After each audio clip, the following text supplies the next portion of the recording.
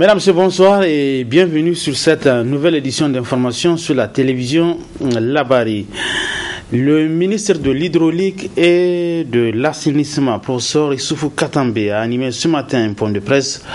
Ce dernier est relatif au programme sectoriel eau, hygiène et assainissement 2016-2030 et des engagements pris par le Niger dans ce domaine, notamment au niveau des ODD. Le point avec Ismaël Mouni. Répondre aux engagements internationaux en matière d'eau et d'assainissement inscrits dans l'objectif du développement durable ODD, c'est ce qui a conduit le gouvernement à élaborer le programme sectoriel eau, hygiène et assainissement PROSEHA 2016-2030. Ce programme commence à porter ses fruits vu l'amélioration de l'alimentation en eau dans les régions, dont en l'occurrence celle de Tillabéri. L'usine de traitement que nous avons traite 3500 mètres cubes jour.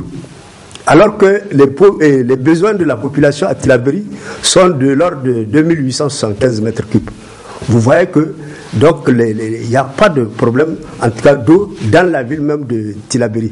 Et même en période de pointe, dans la ville de Tillabéri, les besoins sont estimés à 2975 mètres cubes.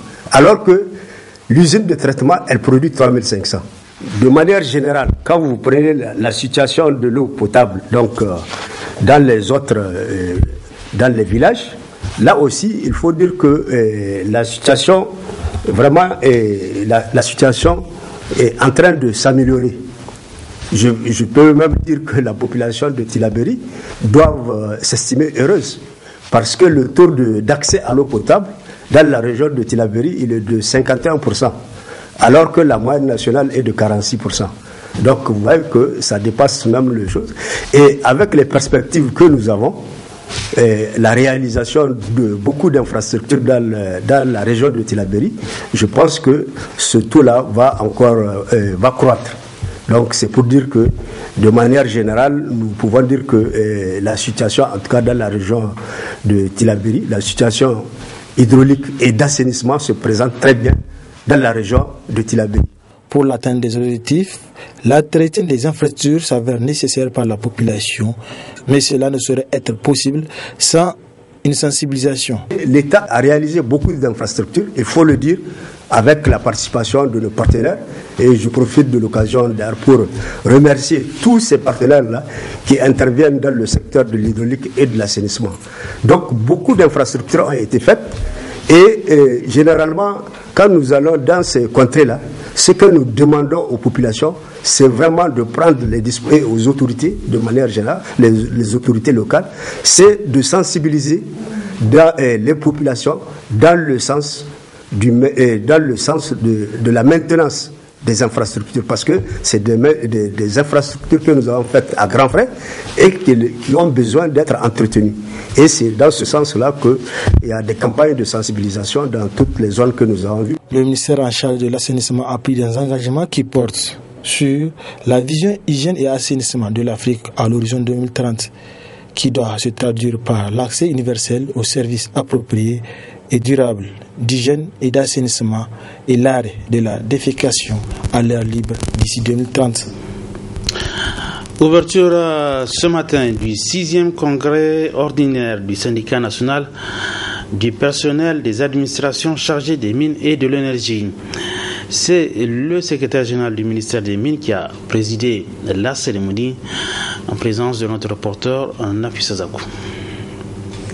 Impact des industries extractives au développement socio-économique du Niger, c'est sous ce thème qui se tient le 6e congrès ordinaire du SYNPAMIN, le syndicat national du personnel des administrations chargées des mines et de l'énergie.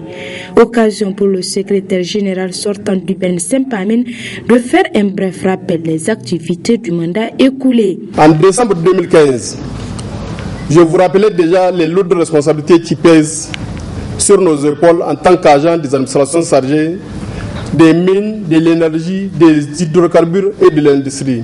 Et l'engagement que nous avions pris pour défendre les intérêts matériels et moraux. La manière dont sont gérées nos institutions doit nous interpeller et interpeller aussi les premiers responsables. L'absence, pour ne pas dire la démission de l'État, dans le contrôle de la gestion des industries extractives a conduit ces derniers à se comporter comme si elles sont dans des territoires conquis. C'est ce qui explique d'ailleurs leur défiance envers les administrations de tutelle et leur mépris vis-à-vis des responsables et de nos ministères. À tout cela s'ajoute la confiscation de certaines attributions et missions de nos administrations au profit des cellules et agences créées par les politiques pour des intérêts égoïstes. Par la grâce d'Allah, le Tout-Puissant, nous avons eu un aboutissement heureux par l'adoption de notre statut particulier en date du 16 juin 2017. Et ce texte, tant attendu depuis plus de 8 ans, va enfin nous permettre d'être indépendants dans l'organisation de la gestion des carrières des agents, des administrations techniques, des mines, de l'énergie et des hydrocarbures. La CGSN Niger Central d'affiliation a salué, félicité et encouragé le SEMPAMIN pour la tenue régulière de leur congrès. En ouvrant les travaux de ce 6e congrès ordinaire, le secrétaire général du ministère des Mines a salué le SEMPAMIN pour le choix du thème. En choisissant comme thème Impact des industries extractives sur le développement socio-économique du Niger, vous donnez la preuve de votre engagement à œuvrer pour que l'exploitation des ressources de notre sous-sol profite en premier lieu à l'ensemble des Nigériens. Ce choix traduit votre prise de conscience ainsi qu'une motivation et un engagement à travailler pour permettre aux administrations des mines, des industries et du pétrole d'atteindre les objectifs du gouvernement en matière de gouvernance et de développement minier durable. Au cours de ces 2 jours que va durer ce congrès, un nouveau bureau exécutif sera mis en place par le SEMPAMIN pour la défense des intérêts matériels et moraux de ses militants. Parlons à présent dans ce journal des conseils sur la prévention des incendies. Des statistiques montrent des chiffres alarmants. Le reportage est de Ismaël Moumouni.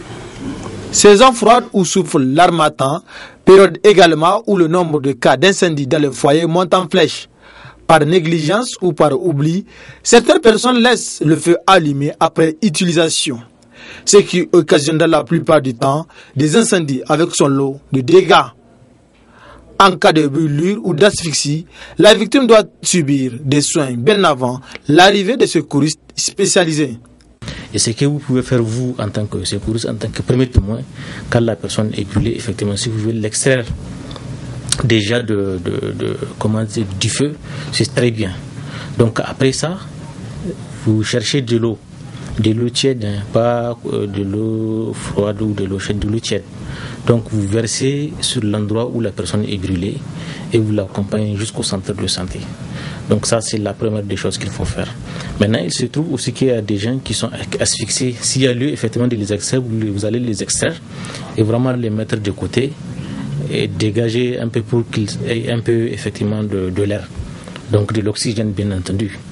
Donc vraiment, c'est les 2 principales choses que vous devez conduire effectivement ces gens-là à l'hôpital. Perdre un proche fait mal et le savoir mort dans un incendie fait encore plus mal, car cela peut être évité à travers ces conseils. Pour éviter les incendies d'abord, de faire la cuisine loin des espaces avec un fort potentiel calorifique. Autrement dit, toute surface où on peut avoir du matériel inflammable, il faut l'éviter. C'est-à-dire c'est d'isoler nos marmites, les marmites par exemple des hangars avec la paille, ou bien de mettre des isolants, et aussi éviter de laisser les bouteilles de gaz allumées, du moins ouvertes, pour éviter aussi l'inhalation du gaz domestique qui souvent, à la suite d'une simple étincelle, un simple court-circuit peut provoquer aussi un incendie. Maintenant, en ce qui concerne le bois de chauffe, le charbon que les gens utilisent souvent pour essayer de réchauffer la chambre, c'est de faire en sorte que ce feu-là, ces braises-là soient éteintes avant d'aller au lit. ne pas les laisser parce qu'on ne sait jamais ce qui peut arriver. Voulant réchauffer les chambres, généralement fermées hermétiquement, certaines personnes utilisent du charbon, méconnaissant les dangers liés à cette pratique, car le charbon dégage du carbone nuisible pour la santé et responsable de la mort, donc à éviter. En cette saison froide, les produits maraîchers sont disponibles un peu partout sur les différents marchés de la capitale. Produits cultivés dans notre pays, mais qui sont chers selon le constat de notre reporter Asma Seydou. Arrosoirs à main et autres matériels destinés à la culture maraîchère comme pour ces riverains en cette période de choix du temps libre. C'est leur gagne-pain. Ce qu'on fait, c'est juste salade, céleri, menthe et un peu de chou.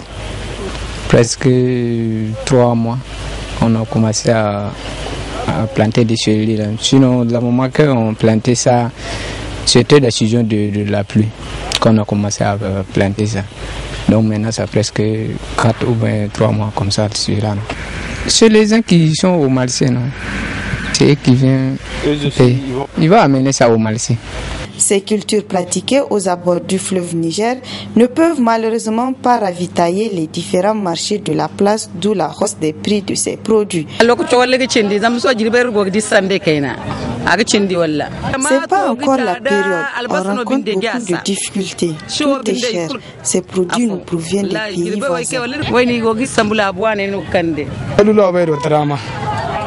C'est trop cher au niveau des maraîchers. Mais Dieu merci, au marché, on arrive à subvenir à nos besoins. Les consommateurs confirment également la cherté de ces produits. Je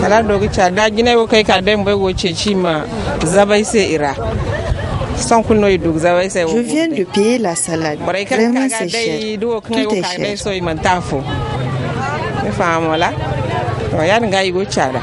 Avec la présence du fleuve qui traverse le Niger sur plusieurs kilomètres, les autorités doivent mettre en valeur des espaces cultivables et appuyer ces maraîchers en technique agricole et les organiser en groupement pour que le Niger puisse s'autosuffire en produits maraîchers. Cette brève en sport retenait le début cet après-midi de la Super League de football, donc la nouvelle appellation du championnat national de football de première division. 2 matchs à l'affiche ici à Niamey. L'AS Nigelec a battu 4-0 l'équipe de Jean Corzo FC de Maradi et l'Espoir de Zender et la GST de Tawa se sont quittés sous le score de 0-8 partout. Un match qui s'est joué à Maradi. Les autres rencontres vont se jouer demain sur plusieurs stades de notre pays. Et c'est par cette brève en sport que prend fin ce journal. Mesdames, Messieurs, merci à vous de l'avoir suivi. Bon week-end à tous, bonsoir.